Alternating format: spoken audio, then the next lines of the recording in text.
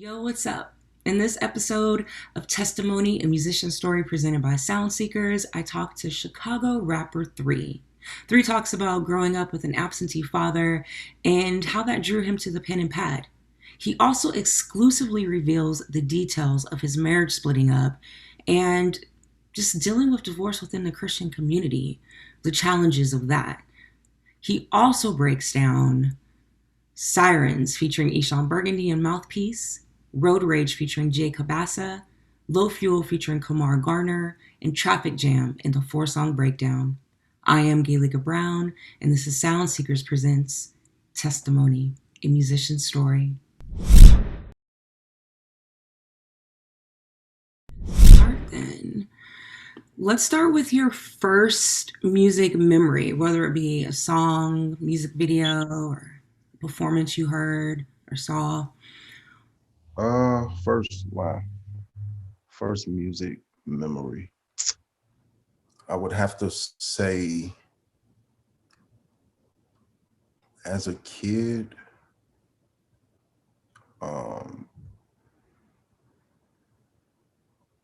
that's a hard one. I want to say Michael Jackson, but I'm not sure if that's the first. Michael Jackson's the answer for a lot of people. Yeah. Okay, so I'm not gonna go with that then. You don't have to make up a memory. Let's make it authentic. Yeah. Not making it up. I just think it could be one that precedes that one. Mm-hmm. Let's go with MC Hammer. Yeah, so Can't Touch This. The baggy pants, him dancing, doing some things, and just seeing someone from our culture moving like that, having fun in his music, not so serious. Everything else is more political and Yeah. So yeah, I say MC Hammer was probably something that caught my attention as a kid. Yeah, I mean, you have Public Enemy and then Can't Touch This. Right, exactly. Just two worlds apart. So okay. Yeah, I actually had the MC Hammer doll. He was wearing like his purple little parachute suit with a jacket and a parachute pants. That's dope. You still got that? I do. I don't know where. I think it's in my bedroom at my parents' house. Okay, that's a collective. Yeah. I mean, I have that. I had like Brandy. Brandy had some Barbies. I got that. Steve Urkel. That one I actually was mad. My brother like threw it down the stairs and broke the glasses. Did you have Stephon too, or just Steve? No, just Steve. Stephon had a doll. No, I don't know. I just imagine they gave him the trans. Yeah. Yeah. Did have Macaulay Culkin and pull the string, and it's like, did I do that? Oh, classic. Yeah. Oh, that's dope. You have some good items over there. That's what's up. Yeah, I am holding on to those, so one day maybe they'll be worth something. Probably worth something now, but you hold out a little longer, they'll really be worth something. For real. Okay. And let's talk about your childhood. Where were you raised? I'm a Chicago native, raised here on the South Side, South Shore community. Single parent household, youngest of 3. Got an elder sister, elder brother, and then that's me. So I got away with a lot that they had to take the blame for. Okay. Yeah. That's all right. There's 3 in my family, but I'm the middle. 1 boy and 1 girl. So same thing. So okay. And was it a Christian household? No, but my mother, it did come a point when my mother used to drag us to church all the time. It was Kojic, Church God in Christ. Okay. And we went every Monday, Wednesday, Friday, Sunday, like just Bible study, choir rehearsal, youth night. So we didn't want to be there at all. So go ahead. Say it again. I was going to say I could say that they were seeds being planted probably, but we didn't want to be there. No, for sure. No kid wants to be there. Especially if you weren't going to church and then all of a sudden you're doing it multiple times a week. Exactly. Yeah, it's a whole lifestyle switch right there. Exactly. Okay. And Straight culture. was it a two-parent household? No, Wh- no. My father, he was a truck driver. He was there maybe when we were too young to remember, as far as for me at least. And he would just pop in and out of our life and just promise things and dip off, not come back. And Okay. I think I say my father was a Rolling Stone. To Mhm. this day, though, like I have some type of relationship of reconciliation with him, and that's just based off what the Lord did in me and me being forgiven in that way and reaching out and wanting to have that relationship. You got it. Um, And so what do you know what inspired your mom to decide to go to a Kojic church? I know all the churches too to just Kojic. yeah, I don't know. It could have been a friend. You know what I'm saying? She could have got invited, Hmm. wanted to be a part of something, wanted to do, have some type of good influences in her kid's life in some way. I don't know. That's a good question. That's something I'm gonna ask her. Like, what inspired you to do that? But yeah, I would say she just got invited, and we just kept going ever since. Do you remember around what age you were? Um, yeah, so I would say Okay. early teens, so 12, 13, like around that time. So I definitely didn't want to be there. I had my own friends, my own life. I'm experiencing new things. I don't want to be here. I can't wait till they say amen and we out. So when did it connect with you? When did you actually want to be there and Jesus became real for you? Yeah, so um I would say it was so with that, I didn't really connect there at all. Mhm. So I never, if I'm being honest, thinking now, I never really heard the gospel. And it's, I've went to the altar many times. That was the time where we used to tarry at the altar for the Holy Ghost. And so we're trying to speak in tongues and Oh, okay. all these different things. And I don't understand what's going on. I'm just being told what to do. Continue to Mhm. say hallelujah, hallelujah, hallelujah, hallelujah. And the Lord will take over. So once I got of age and my mother couldn't force me to go, I wasn't there. I didn't have a desire to be in church, but I Okay. had reverence for who God was. I didn't know um, who Jesus was, right? But I knew that there was a God, there was a creator. He was my father. Um, but I didn't understand what that meant to my life or anything like that. So fast forward, um, I would go back and forth from Atlanta to Chicago, just running from responsibilities and situations. And when I came back to Chicago, I'll say around 23, 24, my best friend, um, we call him Chase, his name is Elliot. We were just talking on the phone and like, yo, we're tired. Like one of our closest friend had just got killed. And we was just like, man, I'm tired. And his mother was going to church. He was like, I'm going to church tomorrow and I'm going with you. And we knew like tomorrow I'm giving my life to the Lord. Like that's what it was for us. And Okay. so we had a made up mind before we heard the service. Okay. So we knew what we wanted to do. Now I wouldn't say that the Lord began to draw me at that time, but I wasn't kept in those moments. It was Yeah. just the process had begun of me desiring him rather than him only desiring me. Yeah. I mean, that's interesting though that you said you knew you were going to give your life to Christ the next day. Like, I Yeah. don't think I've heard a testimony like that. Yeah. And not that I knew what it was or what that meant, right? Because it was like when I was the thing that woke me up prior to having that conversation with my friend was I was in Atlanta and I was me and this girl was living together and I had a son out here and I'm taking care of her son out there. So I'm doing music, Hmm. secular music, and I'm on a website to one of my dude, Christopher Sal Turner, his his manager was getting married. They had a website up and I'm on the website and I'm looking just seeing what's going on. And I come across 1 Corinthians 13, and I read this definition of love, and I write it down, and I'm floored by it, because I'm like, yo, I've never witnessed love like this. Like, if this is love, I don't know what love is. And I've always told women, like, oh, I love you, blah, blah, blah, but no. So I was taken back, and I wrote it down, and I gave it to the young lady who I was living with at the time, and she got excited. She was like, oh my God, you finna love me like this? And I'm like, no. Not at all. I'm like, no, I'm not. Like, we do not know what love is. We hold record of wrong. We boast about, like, we don't know. This is not love. I'm leaving. I'm going back to Chicago and take care of my responsibility.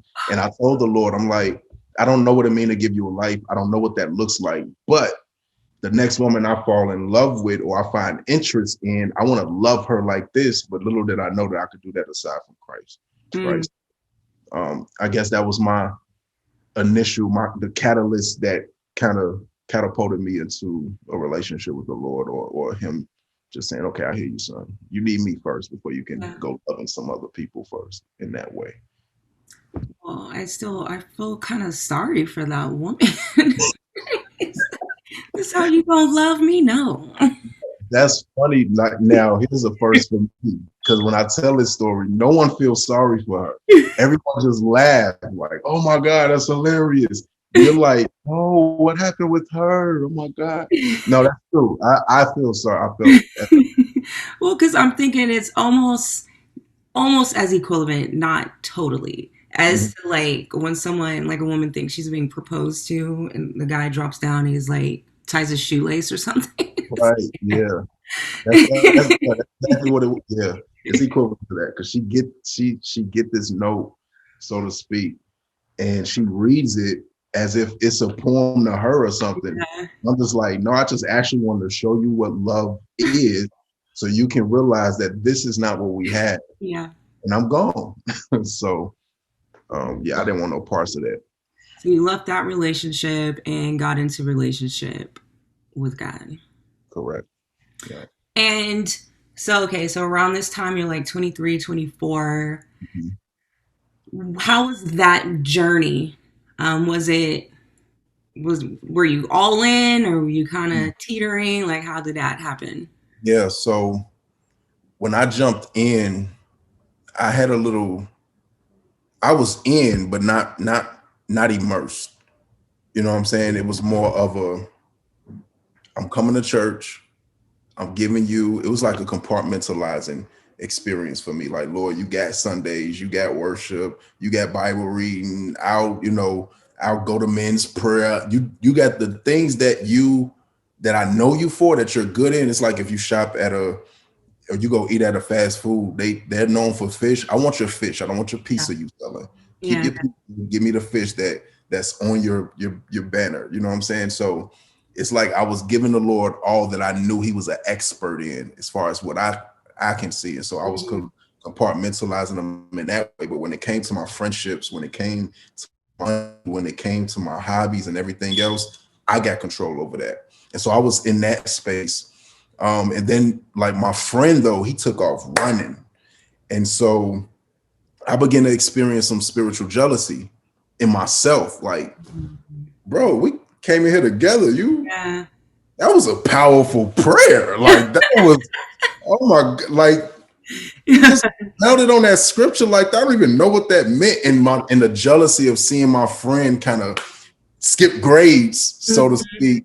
I'm like, nah, I got to get serious. And I think the Lord used that relationship to pull me in closer. Like, no, it's more to me than what you're giving me. I want to be not a pie, a slice of your life. I want to be the center, and then you branch everything off of me. You know what I'm saying? And so at that point, that's when I start really reading the word for myself. In Bible class, actually taking notes, actually going back, actually having conversations with the leaders, and just seeing it just being poured into. And so my discipleship started around that time. Okay, so I think it's interesting how you had this friend, because I had like a similar story to when I gave my life to Christ. My friend gave her life to Christ at the same time, and we went to high school together, and it was kind of like we did this journey together. But Yeah. it literally was like we were kind of side by side. When Okay. you think about your friend was like miles ahead of you, Yeah. and you're just like, I need to start praying harder. What's that about? But I mean, it still works out as like accountability. It's like pretty much like your first experience of accountability. Hmm. Absolutely. Yeah, I would say so. Yeah. Yeah. You know, I want to. So I don't. If he see this, I don't want him to think that he was miles ahead. Like we gotta. Hey, you was not miles ahead, fam. But it's interesting how God can just work in all relationships and Yeah. help steer Yeah. you in a certain way. No, absolutely. Right on. So, are you married now? No, not at the moment. No. Okay. So, just trying to see if you did you ever find that Yes, Corinthians I definition? did. I did. It was my wife who the Lord helped draw me, in even closer, right? I when I met her, I knew that because I had already confessed this to the Lord, like, yo, the next woman I find interesting, I want to love her like this. Mm-hmm. And ironically, the woman I come into contact with had a relationship with him already, Mm-hmm. right? She had standards. It wasn't easy just to approach her and will her in, but it Yeah. was more like, you gotta get a relationship with the Lord. Like I don't care if she thought I was cute or whatever the case may be. She like, yeah, I'm not taken by that. Yeah. I'm looking for you to have a relationship with him because little do you know, if we do come together, I have to be led and I have to trust who's leading me and so forth and so on. So she would invite me to church. She was encourage me and all those things, but the Lord just used her to be kind of like he had me hooked already, but she kind of willed it in. Yeah. Yeah. Well, you said it was ironic that you ran into her, and I think it's a It's God not thing. right. Yeah, Not that's a fact. definitely. Right. So bad choice of word. Okay. So, do you mind if I asked what happened? Because she pulled you in, but you guys aren't together anymore. Yeah. So this is exclusive, right? So Okay. this is very exclusive, very fragile. And so we was married for 13 years. Mm-hmm. Um now in our process of getting married, she would say that she was connected to a traditional church, right? And so, and I'll keep it PG, but some of the things that we found ourselves in, like she fell, right? I wasn't really connected to the Lord in that way, so it wasn't a jaw dropping thing for me at Mm-hmm. all. But for her, it was oh my God, what have I done, right? Okay. And so she ends up pregnant, and I've already proposed. Like I know I'm gonna marry this woman, and she wanted to push up the wedding due to how she grew up. Yeah. You Yeah. know, like one, don't let no one. She didn't before you saw the bump. You're gonna know I got a ring. You know what I'm saying? Or just hearing in her voice the voice of the mothers of the church. You know what I'm saying? You lay down with them, you marry them, Mm-hmm. and all these different things. And so I think she was kind of coerced in that way within herself. And I was just oblivious to it all, but I knew I loved her and I wanted to marry her. And so I found myself, we pushed up the date, and we got married.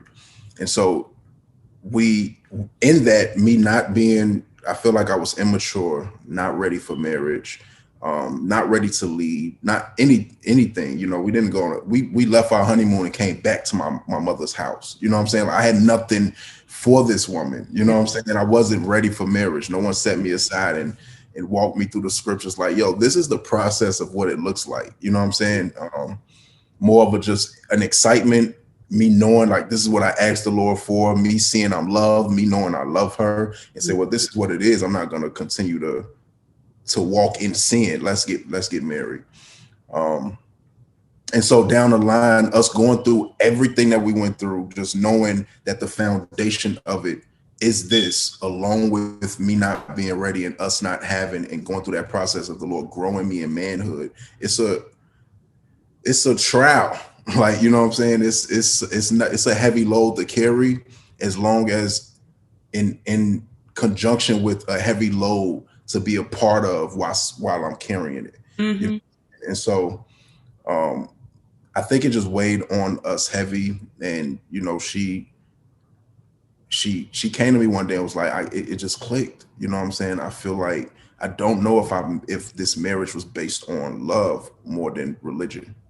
Mm-hmm. You know what I'm saying? And so, though I don't think was in a space biblically of like, hey, these are the reasons you can leave, you know, but the heart just wasn't there. And feeling as though she made the decision based off what she was taught versus what she felt this is what the Lord was doing and this is what he wanted. And so we kind of came to an agreement in that way of saying like, yo, I don't want you to be here if you don't want to be here. Yeah. If you feel like this isn't what you want to do and that this isn't working for you, and it took too long for us to get to a place of subtlety and stability and all these different things, and we just sat down and wrote out our values, top 10 values, and our top 4 was just completely different. You know what I'm saying? And it's like, after 13 years too. Yeah. And so it's like, wow, that's an eye opener. And so more than trying to put on this front for the church or this front for believers or whatever the case may be, it's like, I want to see you happy. I want to see you thriving and vice versa. And so that's why we're no longer together. Okay. I mean, that makes sense. And it's very like a mature thing to do.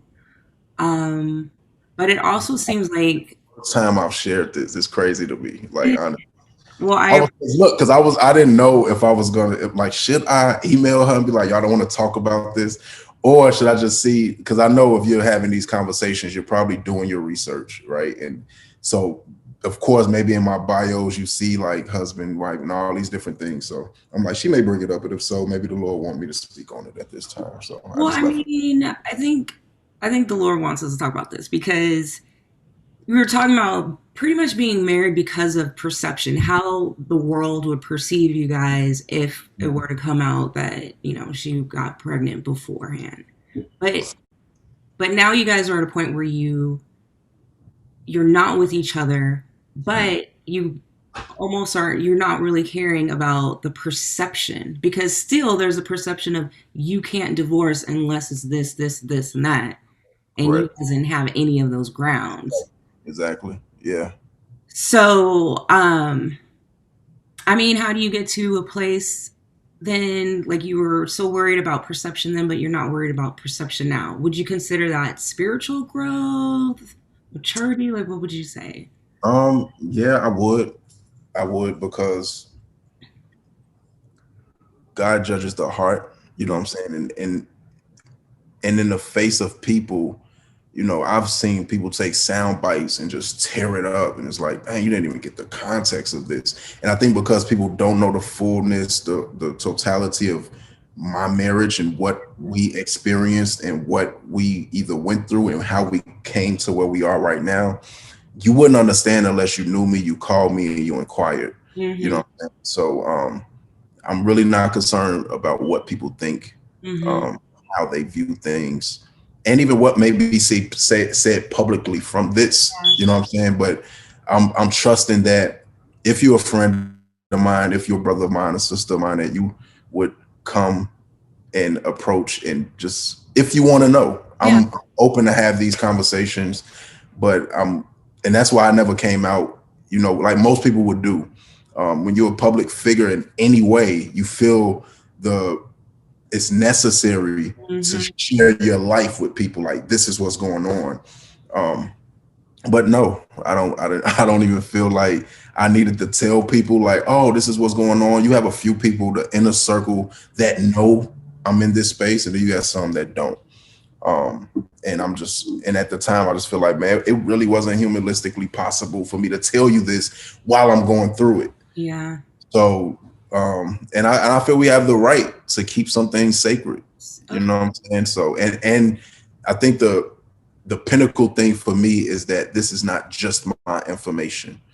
It's also hers. Mm-hmm. She also has a family that maybe she hasn't expressed this to yet, or maybe, you know, certain things, it's a way in which she would like to do it. And I want to respect that. And yeah.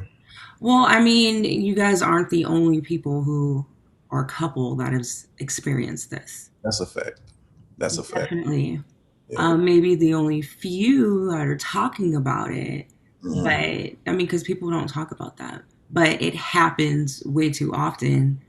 I mean, I could say like I've met so many people who felt like almost like pressured and because of perception that they needed to get married at an early, like in their 20s, right? And then they get into their 30s and it's just not working. Absolutely. Yeah. And then there's like all this other, now you done have like 3 kids down the line, all these years behind. Yeah, we got 2 boys. Yeah. And it's like, it's almost really sad though, because people should be married because they want to be married, not because of a perception, not because of quote unquote religion, because that's how you get into these situations. And it's not easy, especially like then you end up in your 30s, 40s, single. Absolutely. To start. It's just a whole lot of drama, all because let's get it right the first time. Religion. Yeah. So how would you say that God's presence looks like in your life personally, outside of music, but just personally? So it's a walking, the scripture saying Galatians, walk in the spirit, you won't fulfill the lust of the flesh. I think it's an ongoing step with the Lord and myself. It's just me walking. And that's what faith looks like. Faith shows up in our feet. You know what I'm saying? We walk by faith. And so it's just, man, me, whether I'm starting my morning with them or my morning is too hectic and I'm catching them in the, whatever it is, but it's just, hey, let me consider the Lord throughout my day. You know what I'm saying? Even if it's as simple as someone coming asking me a question and I don't have the words. And in a moment, I'm like, Lord, help me. Like that sort of consideration. But then you have the private time with just me, him, and the Bible, and I'm studying his word. I'm a youth director at a church. So I'm always in the word. I'm always teaching or presenting in some way. And so, yeah, I would say it looks like a walk-in, but then it just varies throughout the week for me. So it could look different. Okay. Yeah. And talking about music, how did you get into music? So for me, due to my father's absence, I had a lot of anger, like built in, and with no way to express it. Like I was just this mean little boy, according to my mother. Like he's just angry, just mean.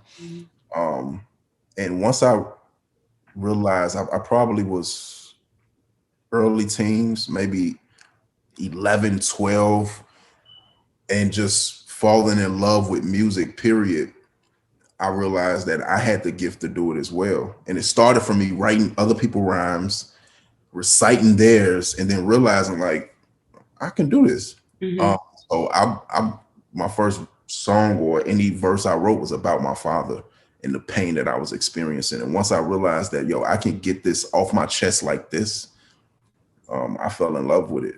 Like, I didn't know what therapeutic was at that time, but I'm like, this is helpful, right? This is like, I don't feel so heavy. I don't feel as mad. I get it out. I can just rap it. And then I think it's nice and cold or whatever, however I felt it was. I think that's where I started, where I realized like, yo, I can do this and get my feelings out on paper. And how old were you at that time? I would say 12. Okay. Yeah. So you're 12, you're either about to start going to Kojic Church or just started, Right. and you're not writing about Jesus. Not at all. Who is he? Who is at this time? Yeah, Who is? who is he? Yeah. So when did you start making music for Christ? So the Lord drew me to himself like 2015, December of 2015. No, I'm sorry. December 2007. Okay, I was fairly new. Right. Right. Yeah, right. I'm sorry. I'm thinking of my first project being dropped in 2015. Okay. But 2007, I come to the Lord. I don't know whether or not I can use this gift for him. And so the first thing I did was like, Lord, I'm just gonna take the cursing out. I'm just gonna rap positive. And so I'm writing this music, no cursing or whatever. And though I was already recording, I didn't record anything I was writing. I was just writing. And I wouldn't say it sucked, but it was more of I don't have nothing to say about this person I love, like that has drawn me to himself. And I'm like, I don't want to talk about nothing. When I was in the world, I was talking about the way I was living, what I was doing. It was mirroring my life. Yeah. If this is now my life and I don't know what to talk about, okay, maybe I need to sit this down. And so I put music down and I was just discipled. And so I didn't pick up a pen again to 2010. And then 2011, I recorded a mixtape that I never put out. And then 2010, I recorded a mixtape I never put out. Then 2011, I recorded a mixtape called Led by the Spirit. And I just printed up copies and I began to do shows around Chicago and start meeting the CHH community in that way. And I didn't know nothing about the internet and what was going on there, and Rapzilla, New H2O. I didn't know nothing about any of that.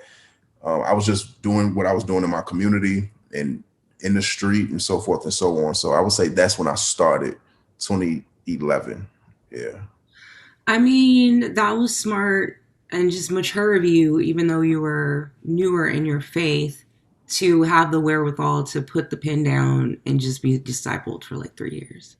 That's completely God's grace, because I know brothers and have seen others that because of the gift, they just jump. They go from secular to sacred right away because they have the wherewithal to do it. They know how to do it. And they may have some type of popularity already. And so they just move right over. But yeah, I feel like it's a dangerous thing. You're doing it as you learn, and you may say some things you may not believe, moving forward, or you may say some things wrong that the community just may get at you at. And at the end of the day, though we're not concerned about people, we do want to rep the Lord well. You know what I'm saying? And so I think that was my desire. Like, man, I just want to know of him. Yeah. And see his workings in my life and speak from that vessel. Yeah. I mean, it really is all on how God is leading and calling you, because it's different for each person. Yeah. Yeah. People can do that fluid switch from secular to sacred. Some people, they might try to do the switch, and then, 2 years later, they ain't even Christian anymore. So, and then like, I know when I gave my life to Christ, I said personally, I'm not going to pursue anything creatively. Like, my whole desire was always to be an actress. I was like pursuing all of that. So I was like, I'm going to just set that down, because whatever I'm doing isn't working. I haven't got the success that I wanted. So I'm going to just focus on you. And immediately he told me to do this podcast. Wow. And I was like, no, Lord, like, I just became a Christian. Like, I just put on these Christian clothes. Let me wear them and get comfortable. Yeah, yeah. And I'll do it. And he's like, no, you're doing it now. Now, right. So, and even then, like, I'm new, but I know, like, he's telling me to do this. even though I don't even want to do this. Like, I don't feel comfortable talking to Christians about my faith or about faith in general, and it's new to me. Yeah. But it's different for each person. Some people you might want to sit it out. Some people you never know. And then even right. Absolutely right about that. Just individual basis. I think that's also another reason why we can't be judging people. Absolutely. That's true. That's true. So when you first came out, then you were Brother Thre? Yeah. Yeah. So I feel like I could have been more creative with my name. But I didn't care. I didn't have that wasn't a thought for me. It was just about me being a brother in Christ. So I was 3 feet in the world, is what they called me. And it was like every time I went to church, people was introducing themselves like, I'm Brother John, I'm brother this, I'm brother that. And I'm like, I guess I'm one of the brothers too. So I added on the brother, I dropped the feet, kept the 3, and it was like of this balance of where I'm going and where I'm come from. And so it was always a humbling thing to hear a host or anybody call me up, because it was like, it was this identity reality of like, this is who you are and this is who you was, you not who you think you are or what people may praise you for. So the name was significant to me. Others may hear it and be like, oh man, that's like, one for the Father, one for the Son, one for the Holy Ghost. And it's like, yeah, that's not what it is, but I won't knock it. And then, but go ahead. You may have another question concerning Brother Thre, so I don't want to move into 3. No, go ahead. Okay. So I carried that name for 2 projects, 2 EPs. And when I joined infantry is when I changed the name and everything. So. And why did you decide to do that, especially at that time when you joined infantry?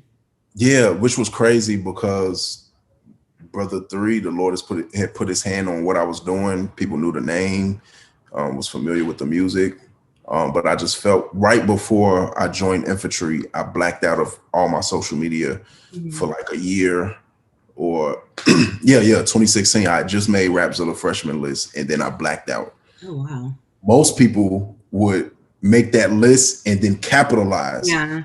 But I began to do nonprofit work in my city and I just couldn't do both.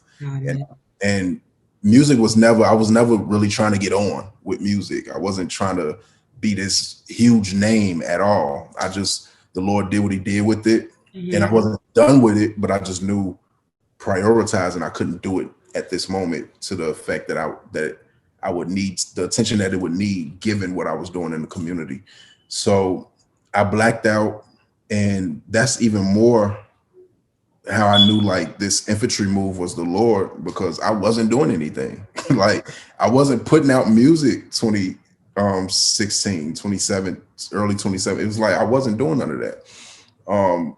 But I had a relationship with Jeremiah Bligent, who is a partner with infantry, with Eshon.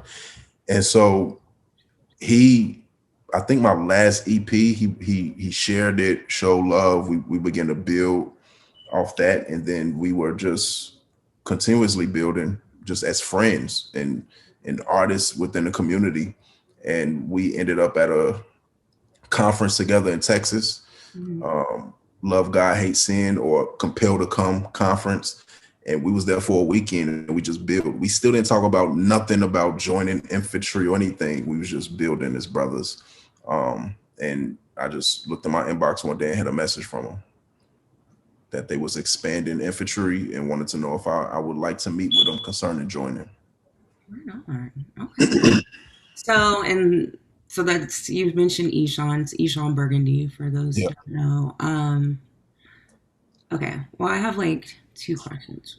The first one is, you said you were doing nonprofits. What were the nonprofits you were working with? So I helped start a nonprofit called Familyhood Ministries. And so when you look into like the neighborhoods, the community, just the world, you got manhood, boyhood, girlhood, womanhood. It was like familyhood was missing. Like we needed, like, how do we bring all this together and disciple a family? Because I was doing youth ministry already, and it's like you were pouring to the youth. They would go home, be influenced by their most, by whoever they live with, and then it's an undoing, redoing. It's like, how do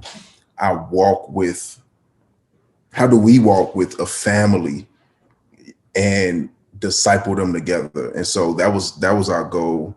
And we saw just statistically a lot that how it looks for a young boy or young girl to grow up in a family without a father. And so broken family, and then just taking it back to how God originally planned it. He took woman, he took man, brought them together, told them to be fruitful and multiply.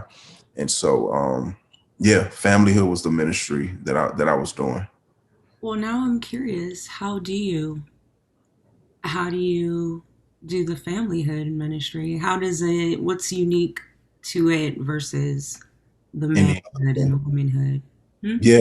So I wouldn't say it's unique, right? It's aside from you're focused on the family holistically, right? So we had a program called Raising Highly Capable Kids. And so just to jump ahead real quick, so the familyhood dissolved into something else, right? But the programs are still thriving through another ministry, Shine Ministry in Chicago. And so familyhood is still there, but not it's just under the umbrella of something else.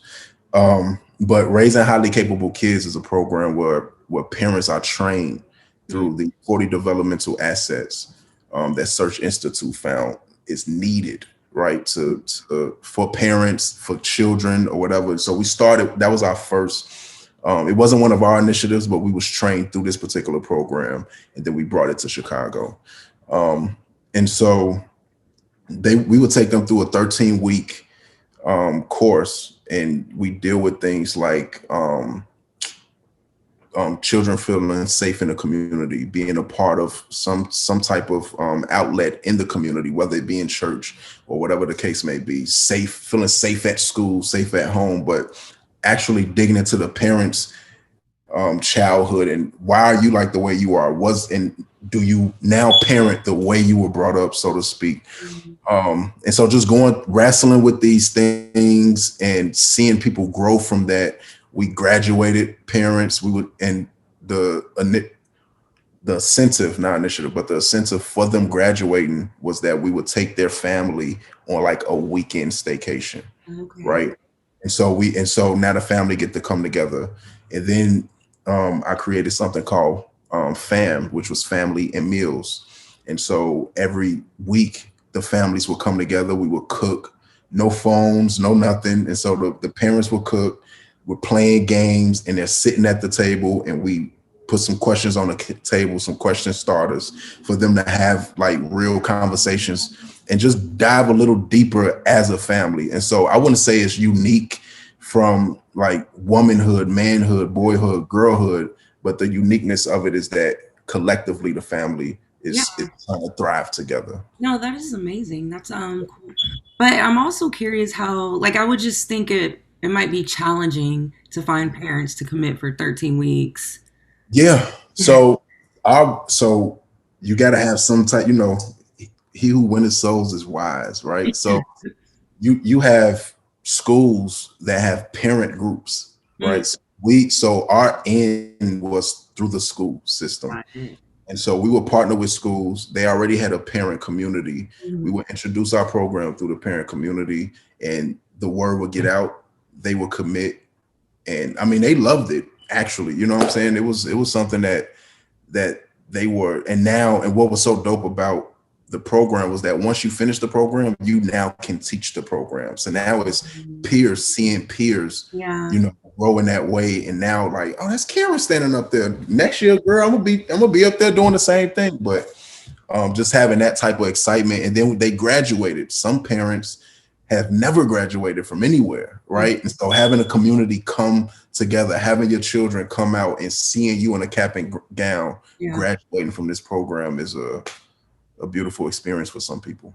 No, that's a beautiful experience. It just sounds beautiful. That's dope.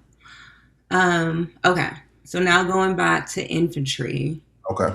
So why, when you joined infantry, did you change the name from Brother Three to just Three, and instead of the number three, you spell it THRE? One. Yeah. Right. No, so it's funny because someone Dayton just hit me up and was like, "Hey, Three," and he spells it with three. You know, like basically telling me like I felt like you was correcting me. He was telling me like this how it should have been. This is what it really is. But no, so originally one, I just thought the name was whack. I felt like the music kind of made you accept the name if you gave the music a chance. Like, oh, it's kind of good. This ain't, trash. It's tasteful. It's whatever. And it's like, so we'll look past the name. He's talented. And I think that carried me on. But when I came to infantry, I just brought it to him like, yo, I'm thinking, how y'all feel about the name? And Eshon was like, it felt like he was waiting for me to ask him that because he was like, yeah, bro, like, I never listened to your music because of your name. Oh, wow. And right, he said I would see your name everywhere. You know what I'm saying? He said, but I never clicked on the link because I didn't like your name. And I was like, you bogus, fam. No, but I understood that, and the only way he got a taste of my music is because I had a song called Homeless on my last EP, Strange Land, that I wanted him to shoot a video for. And so we reached out, we talked, and I sent him the song, and he was like, that was my first listen. And I was like, whoa, this how this boy sound? And so we knew like, yeah, they was with like, yeah, let's switch the name. And I was cool with it as well. But now it was like, okay, let's just keep three. We was thinking of names, and he was like, let's just style three. And so this is me, him, and Jeremiah thinking through this process. And so, of course, everything came up. But when I look at it, you got the Saga, you got Mouthpiece, you got so many people, you got Lex Divine, you got so many people that got three in their name. And I'm like, I just need to be set aside in some way. Of course, it would, though they have it in their names, it would make the most sense for me.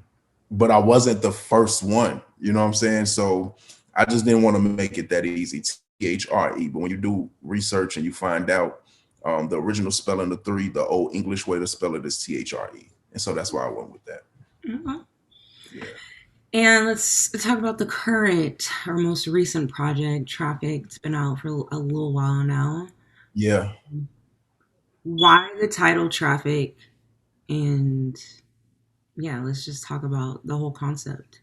Okay. So my commute from work was like 3 hours, hour and a half there, hour and a half back. Yeah, I live in a city of Chicago. So most people are like, I'm from Chicago, but they live in Matson, Illinois or something. Like, I'm really from Chicago. And I used to travel to like the west suburbs. I can't even think of the name, but I used to travel far. And so I'm always in traffic. And while I'm in the car, I'm either on the phone, or I'm praying, or I'm talking to the Lord, or I'm writing music. And I'm just like, yo, this traffic is crazy. And the concept really came from me just going over my head, like being in traffic while I'm writing music. Then I began to think like, what concepts do traffic offer us that I can speak about and kind of relate it to life? Because when I approach music, I always want to make it relatable. Some people feel called to the church, called to the world. I just feel both. Sometimes my music is specific for the church. Other times it's explicit and specific for the culture in which we live in. And other times it's for both. But I want it to be relatable with this project. And so that's where Traffic came from. Like, how can I take road rage and everything and of course it's almost, I didn't exhaust it at all. It's so much more to talk about in Traffic.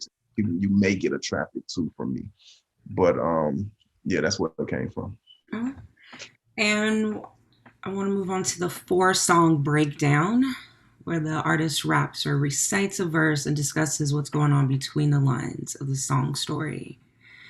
So if you don't mind starting with Sirens featuring Eshon Burgundy and Mouthpiece with a Okay. 3 in his name. Hey, salute to Mouthpiece. Okay. So you wanted me to choose one of those verses, and Yeah. okay. I say. Um, I wasn't aware of it. Heretic, living embarrassment. I was just cherishing what was perishing. I was dealing with devils then. I would just let them in. It was meddling. Though it was unsettling, I was comfortable peddling. Whatever then, whether weed or the heroin, if ever you was in need of the medicine, I'm the one you would see to get better then. See, I was intrigued by the cheddar then. Money coming in, thought it would never end. Said I was in need of a reverend because I was in street with Berettas then, but I never seen no benevolence. And y'all knew that through knew no better than. Wait. Gotta mention my squad. Infantry's that team. Glory be to my God. Had seen many things, been many things, beat many odds. Since I've been with my king, now I ain't seen too many props. Times two. I will have to repeat that. So I wasn't aware of it. Heretic, living embarrassment. So I'm in this life and I'm living for the Lord. But I'm not really living for the Lord. I'm an embarrassment to the faith at this point. Okay. For those who may have known or did not know, but I knew and the Lord knew, like, you are not repping me, fam. I wasn't aware of the heretic living embarrassment. I was just cherishing what was perishing. I was dealing with devils then. I'm focused on the accumulation of things, what I can garner, what was happening to me. I was more excited about, and those things will perish, right? And I was dealing with my own devils. I was battling within myself with certain things that I just wasn't willing, or I wasn't talking about and didn't care to talk about it. But when you're in a particular space, you want to keep things hidden.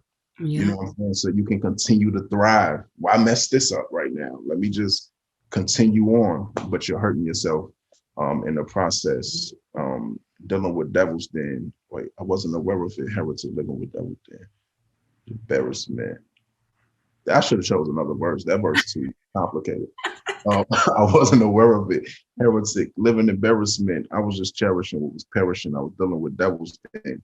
I would just let them in. They were settling, though it was meddling, though it was unsettling. I was comfortable peddling, whatever then, whether weed or the heroin. So I feel like now I wasn't.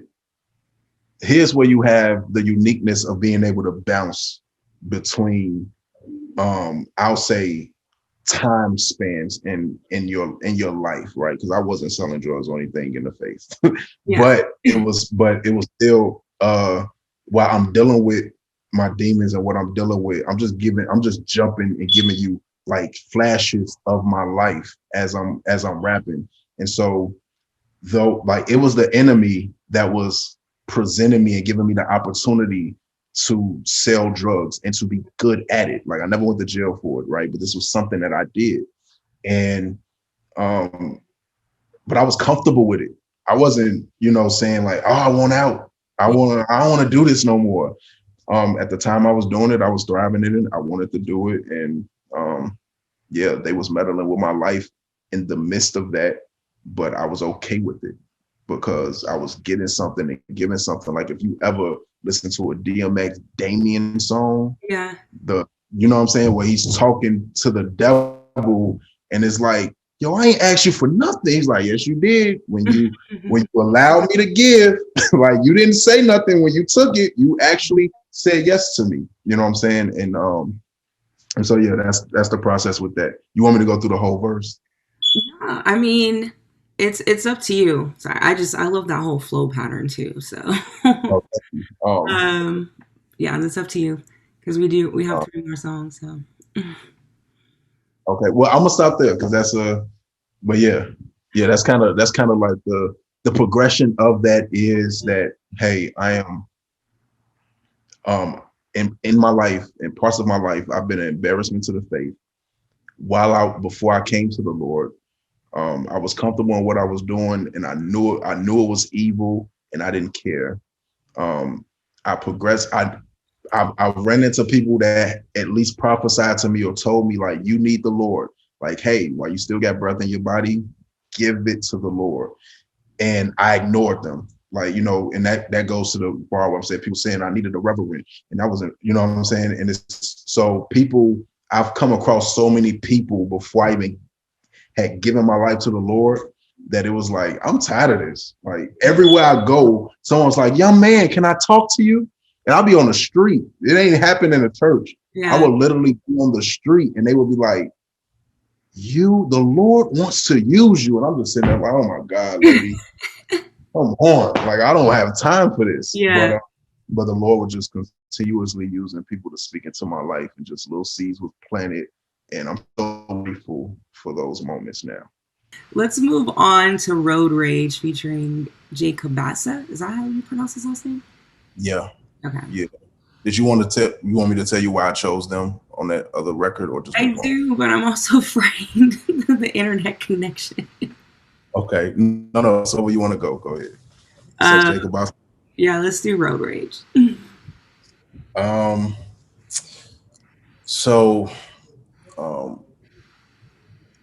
I pray it's a good day as I'm walking to my truck outside.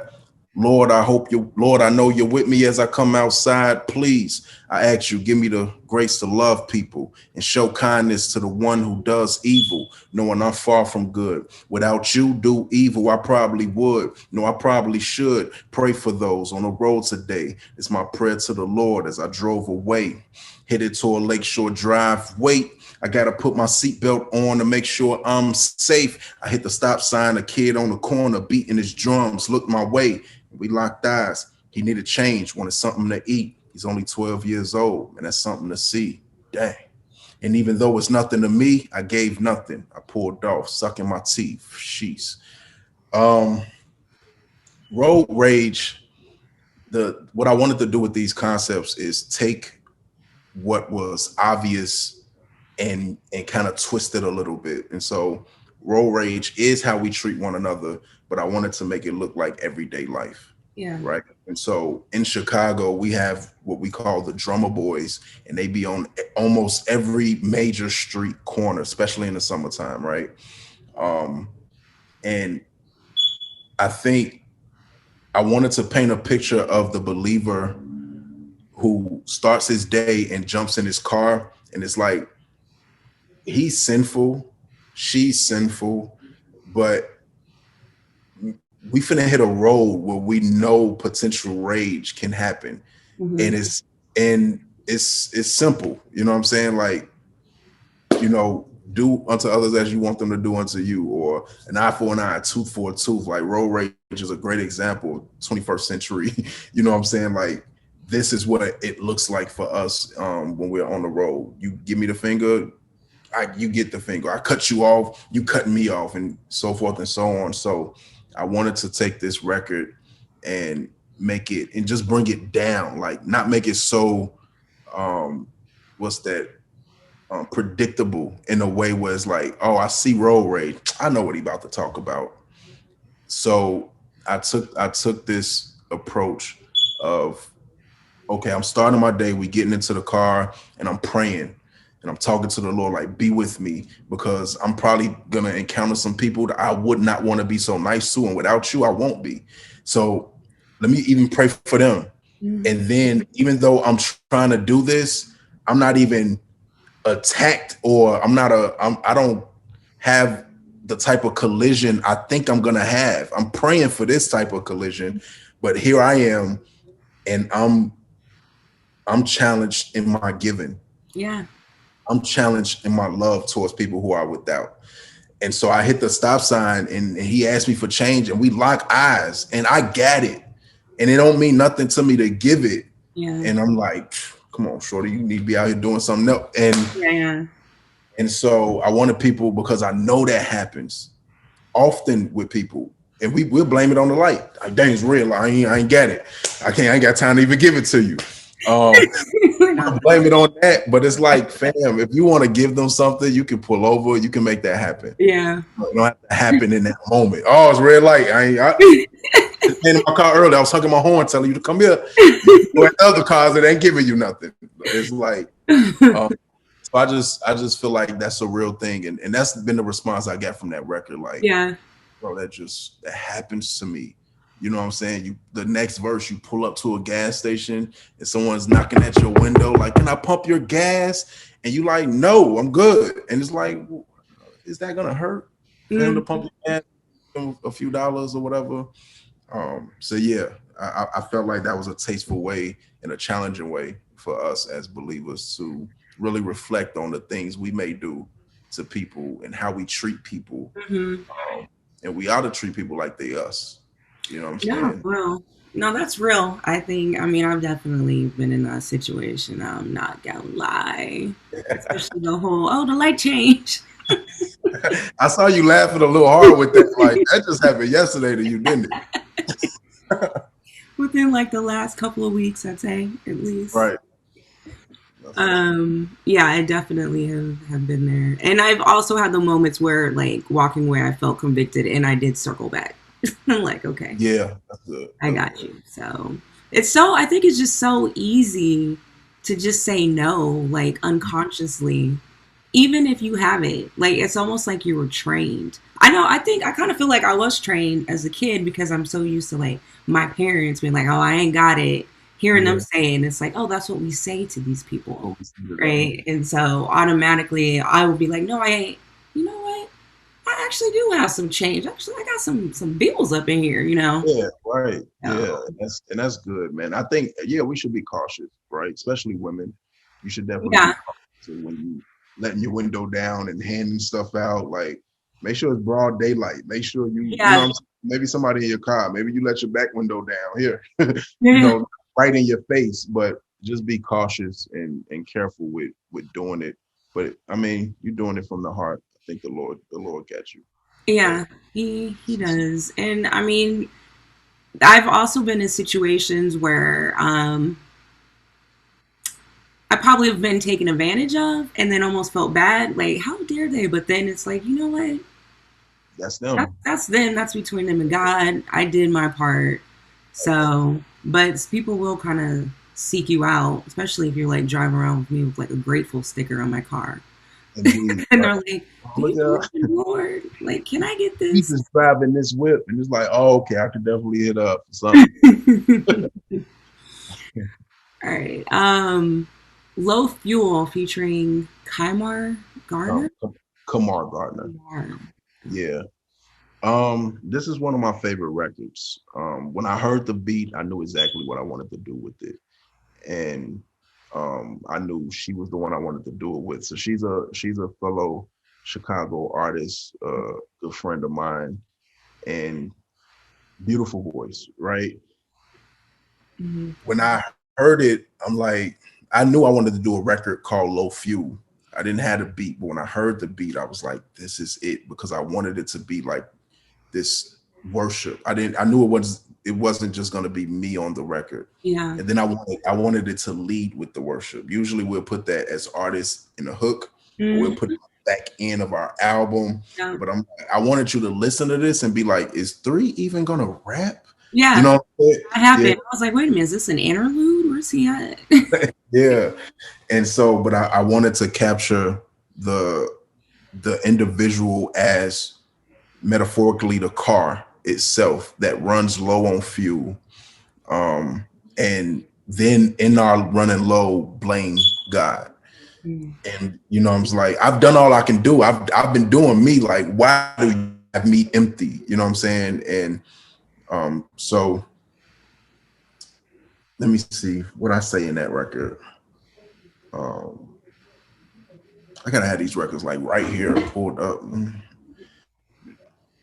That'll be helpful. Gaelika, right? Is it Gaelika? You said it. Gaelika. I have to remember the last thing she says.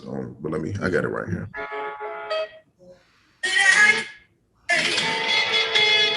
I know what it feels like to be running. So her whole verse was the concept of being low, running low on fuel. She hearing the light. I mean, the light comes on, she's hearing the ding, and she realized, and now she's confronted with being low, and like, what do you do in that space? Sometimes we choose to just blame the Lord and we stay low. But my thing was more of a fill up side of it. Like, here's the fill up of what, like, I know what it feel like to be running low on fuel. Your drive gone, your mind zone is like stuck in stone. It won't move, in need of a push. And so it's like I'm talking to the person as they're in the car, right? Like, so your drive gone, literally, you can't drive with no gas. You're in need of a push. Your car can't move. You need to be pushed. But I'm also talking to the individual that needs a push, right? So it's just these double entendres all through the verse. In need of a push. Know what it mean to be. Know what it feel like to be running low on fuel. Your drive going to your mind zone like stuck in stone. Move, in need of a push. Know everything that it took for you to be seen to get looks or even get booked. Sit and have meetings with crooks and you ain't reading your book. Look. And so I go all the way through. Even I took it to the artist standpoint of whatever you're trying to do in life with according to your gifting. Like, oh, you're trying to get booked, you're trying to get greater, but it's like you ain't even reading your book, but you sitting down with these crooks. You don't really know how to do business as a believer. You know what I'm saying? And it progressively goes to the point of like God sees more than you know. Right. So you notice you're fuelless, you're running low, but he see your spark plugs, he see your flat tire, he sees all this going on around with the vehicle, and all you're worried about is that, but he's working on it all. And it was like, before you even kneel down to pray, he knows what you're gonna ask for. How can you blame him? You know what I'm saying?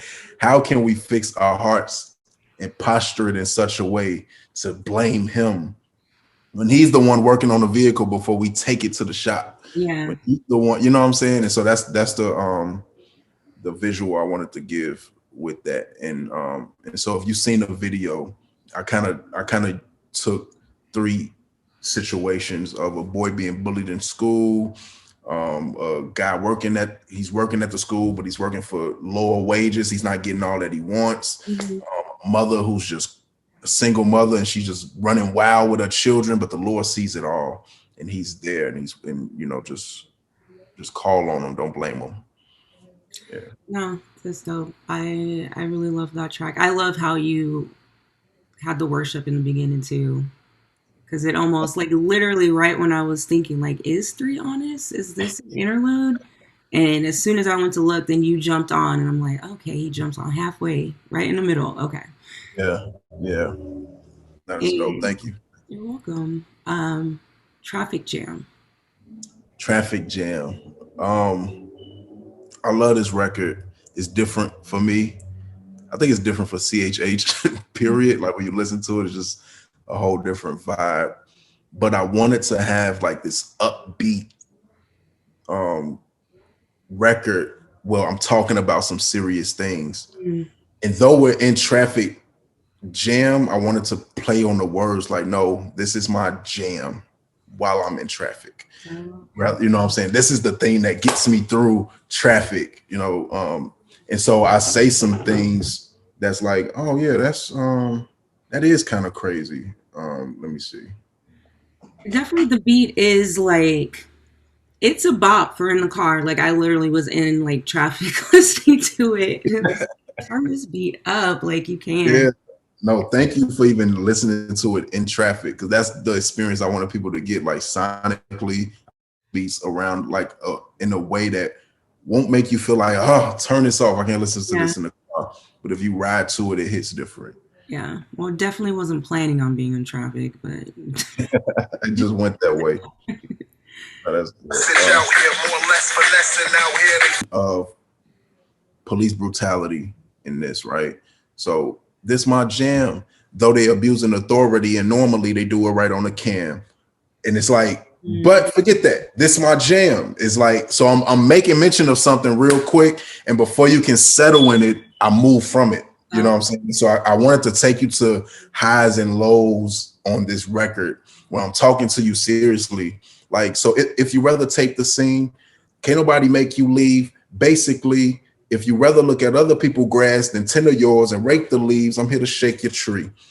Cause this is, you know what I'm saying? And so I'm talking about some serious stuff like, fam, tend to your own grass, like concentrate on your own patch. Don't look next to you. But I was really talking about Gaper's delay, where you're in traffic and you wonder why things are so bagged up. You're way behind, but you come to realize that when you get to it, it was an accident on the side and people was just looking. You know what I'm saying? And it's like, come on, fam. Like, so I say, so I'm like, if you rather take the scene, can't nobody make you leave, but basically, you know what I'm saying? If you rather look at other people's grass than tend to yours and rake them, you got a place to go. You're worried about what's going on over there. Pull over and help, or pull off, because you're slowing so many things down behind you. Now you are now responsible for hindering the process of the world behind you. And so many people could have been on their way to change the world, and you're hindering them. You know what I'm saying? And so with that record, I wanted to have fun. I wanted to talk about some serious things and flash it and then get away from it super quick and get you back to dancing. Like, but this my jam. And so you may get sad, like, yeah, man, they do be doing that on camera. And then you like, man, forget it, man. That's, you know. And so I wanted to play with people's emotions with that. And so hopefully you did. That was smart. And I guess it's like that whole 90s kind of like naughty by nature like vibe. Yeah. That's funny. I like that concept. They do be doing that on camera, but forget that. Exactly. I mean, because not that it's not serious, but it's like we spend so much time, you know, crying and being hurt and marching and you know, picket sign. And so we do that, and it's needed. And it's like we don't breathe in those moments. You know what I'm saying? It should be a time during the march where we just stop and throw on traffic jam or something. You know what I'm saying? And just jam out and then get back serious. Like, yeah, no justice, no peace. You know what I'm saying? Yeah, no, I like that. So how do you say God's presence looks like in your life musically? For me, it's live, create. I never write just because I can or have the ability to. And so when I drop traffic, immediately people was in my inbox like, what's next? And I'm like, you better sit with traffic for a minute. That's what traffic is. You're sitting there. Like, sit with this, dwell with this, live with this, abound in this, because it's something you may have missed in it. But I have to live. I'm not pouring out from an empty vessel. I don't want to just give you something and trying to create something that, you know, I'm living, I'm experiencing, I'm seeing, I'm looking on. And so the Lord is talking to me in those moments, and concepts are coming, desires to write. I'm maybe writing, I may be featured on some other people's stuff, but I'm not putting it out. I'm just seeing like what the Lord want to do with it. And sometimes I don't write at all. And then when I feel the urge to pick the pen up, it's an onslaught of just content that I'm given. And so that's what it looks like for me. Just live, create. Right on. Okay. And now that you've done this interview, who would you like to see me interview in the future? Let's keep it infantry, man. I would like to see you have the boy Jeremiah Bligin sit down on his camera, because I think his musical process is amazing. His detail is crazy. You listen to his music, it's so much there. He sings, he raps, and he executive produced Traffic. So he's a part of this joint. No, so yeah, I'm for that. I'm for that for sure. Okay. And that's it. Man, I appreciate the opportunity. Since the Lord had you start this when you was a babe in Christ, I was familiar with it. You know, Gemstones, the homie. I think that's the first one I heard you do. He was one of the first people who let me interview him. Yeah, and so I just thought it was dope the way you put it together, how you would play the music and the questions. It was seamless rather, the way it was put together. So this is a dope opportunity for me, and love what you're doing. Keep pushing. I appreciate that. And I do want to get back to doing it the way I was doing it. It was so much, the post-production, and that was so much work. I can imagine. It's part of the reason why I ended up taking a hiatus for like 3 years. I'm like, I do straight interviews. I have time for that. But it's literally, it's me doing all this. So. Wow. That's dope. Hopefully I'll be praying that the Lord brings some people your way if that's what you want. You know what I'm saying? Because maybe you're doing the interviews and somebody's doing the post editing, and you just looking over it, checking all the boxes, making sure it is what you want. Yeah, that's the hard part, because I literally like doing everything though. Oh, you like it? See? Yeah, I love doing it because that's part of the whole creative process, but it's just so time consuming. Yeah, I'm glad I talked to you. Now I'm finna go pray for something you don't even want. You know what I'm saying? I know. See, you the problem. You the one. This is what you want to do. Okay. No, you can still pray for that, because I might need that. Maybe it's the Lord, like, you need to put some stuff down and let other people. No doubt. So. No doubt. Hey, what's up? Thank you. Thank you for listening to the show. Thank you for watching the show. However you consume us, thank you.